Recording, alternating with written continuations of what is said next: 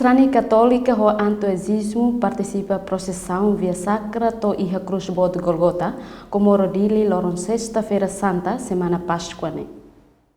Sexta-feira Santa é importante para a Igreja Católica e o mundo. Não temos iha Timor-Leste, sarani sira banati tuer tradição Sexta-feira Santa e a paróquia ida. E a cidade de sexta-feira loron sanu loresen 5 fulang abril tinang ne. Especial iha área via sacra komoro dili, via sacra lau durante horas ida hobalong bakada grupo, nebeha huhu situku hitu tora mata. Iha gruta Golgota komoro dili. Tuir observação televisão Timor-Post ambiente via sacra tinang ne diferente rotina rua liuba nebe mundo toma kasoro pandemia COVID-19.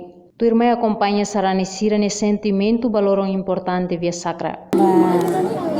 Ami nai amal maroma dunia bibiata ami odi ami agradece ami ni anesa ami lao odi anesa mai hasuru ya bele anesa natu terus ba anesa nami bibiatan tomak morisia mundo mebe ami odi permiting kata ami odi lao ami obrigação ami odi la moto ka acompanha onia terus ne bele loron manas bele kosara mai be ami odi nia terus ami saten nia terus odi acompanha la auto mai ami odi mai to ya cruz ami terus ami kiat mai be balun ansan laru ya uma ya moras anesan lamai maybe anesan amai anesan obrigação itu hamato rami anai aman Jesus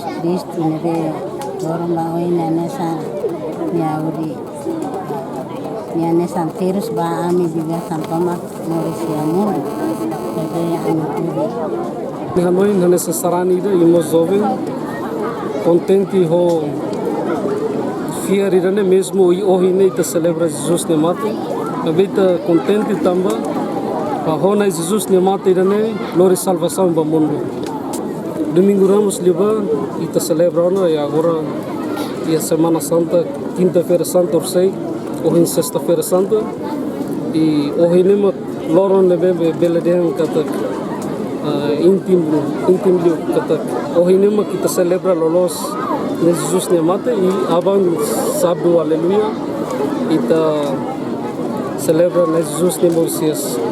Então no der sarani ita nafatin kalau tuir buat nebema ke Igreja Católica fo Quase sarani rihum barihum iha município dili, mai hu interesse ba lorong importante entre lorong siraseluk. Tamba sai hanesan lorong especial nebe Jesus Cristo rasik, lorini ansimu tortura, mate, hedi iha cruz, no moris fali, hodi salva sala, no ema hutu ne moris iha mundo. Reportagem da Zaveira Televisão Timor-Post.